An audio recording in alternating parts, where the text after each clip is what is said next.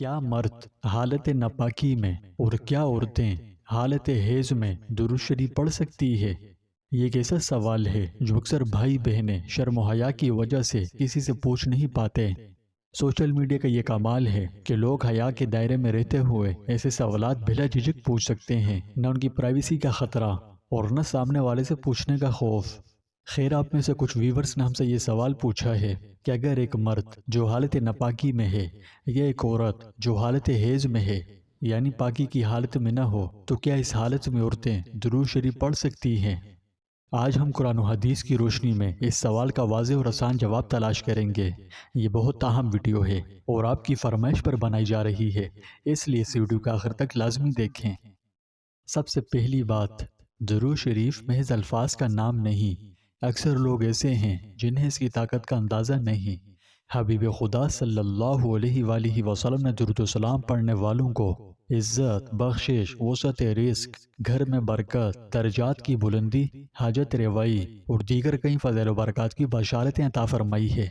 یہ محبت ہے، یہ نور ہے، یہ وہ تحفہ ہے جو ہم اپنے نبی صلی اللہ علیہ وسلم کو پیش کرتے ہیں۔ اگر بندہ پوری توجہ اور درود شریف کے معنی پر غور کرتے ہوئے خلوص نیت اور ادب و تعظیم کے ساتھ درود شریف کی کثرت کرے تو اسے بے شمار فائدے حاصل ہوں گے، جن میں سے چند اہم فائدے یہ ہیں۔ رسول کریم صلی اللہ علیہ وآلہ وسلم کی محبت دل میں بیٹھ جائے گی، چونکہ بندہ اپنے محبوب کی اطاعت کرتا ہے۔ یوں جب درود شریف پڑھنے والے کے دل میں پیارے مصطفیٰ صلی اللہ علیہ وسلم کی محبت بیٹھ جاتی ہے تو بندہ اپنے پیارے محبوب صلی اللہ علیہ وسلم کی اطاعت بھی کرتا ہے اور سرور کائنات کا مطیع و فرمانبردار بن جاتا ہے۔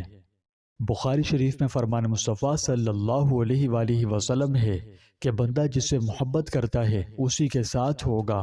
تو درود شریف پڑھنے سے چونکہ دل میں نبی کریم صلی اللہ علیہ وسلم کی محبت بیٹھ جاتی ہے تو اس محبت رسول کی وجہ سے انشاءاللہ حشر کے میدان میں رسول کریم صلی اللہ علیہ وسلم کا ساتھ نصیب ہوگا۔ درود شریف پڑھنے والا چونکہ محبت رسول کی بدولت سرکار دو عالم صلی اللہ علیہ وسلم کی اطاعت کرتا ہے اور اطاعت رسول کریم صلی اللہ علیہ وسلم کا انعام اللہ کریم یہ عطا فرماتا ہے کہ وہ قیامت کے دن انبیاء و صدیقین و شہداء اور صالحین کے ساتھ ہوگا، اور ان سب نفوس قدسیہ کے سردار خود حضور سرور کائنات صلی اللہ علیہ وآلہ وسلم ہیں۔ تو نتیجہ یہ نکلا کہ درود پاک پڑھنے والا ان سب مقبولان الہی کے ساتھ ہوگا۔ قرآن کریم میں ہے کہ اطاعت رسول کریم اللہ پاک کا محبوب بناتی ہے۔ قُلْ إِن كُنتُمْ تُحِبُّونَ اللَّهَ فَاتَّبِعُونِي يُحْبِبْكُمُ اللَّهُ۔ اے محبوب، تم فرما دو کہ لوگوں اگر تم اللہ کو دوست رکھتے ہو تو میرے فرمانبردار ہو جاؤ، اللہ تمہیں دوست رکھے گا۔ تو یوں درود شریف پڑھنے والا محبت رسول کریم میں اطاعت رسول بجا لاتا ہے اور اطاعت رسول کے سبب اللہ کریم کا محبوب بن جاتا ہے۔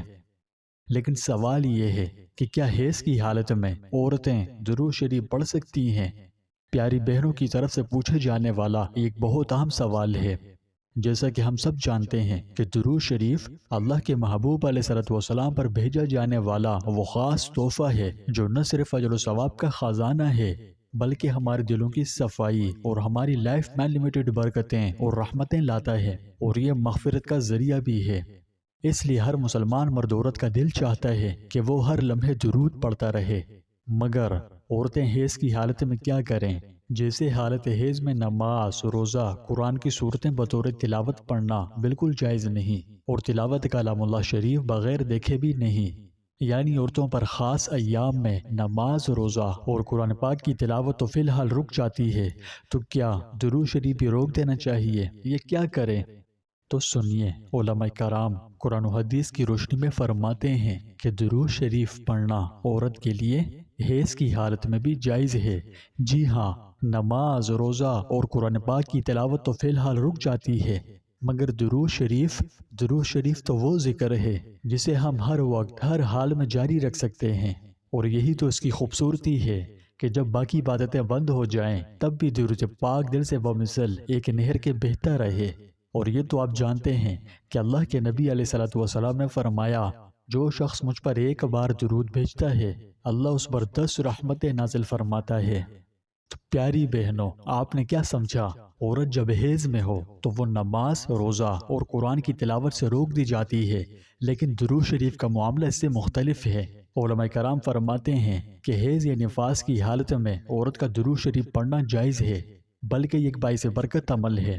جی ہاں، قرآن کی تلاوت چونکہ مخصوص ضوابط سے مشروط ہے، اس لیے حیض و نفاس میں اس کی اجازت نہیں ہے، لیکن درود پاک تو ذکر ہے، اور ذکر الہی کی اجازت تو ہر حال میں ہے۔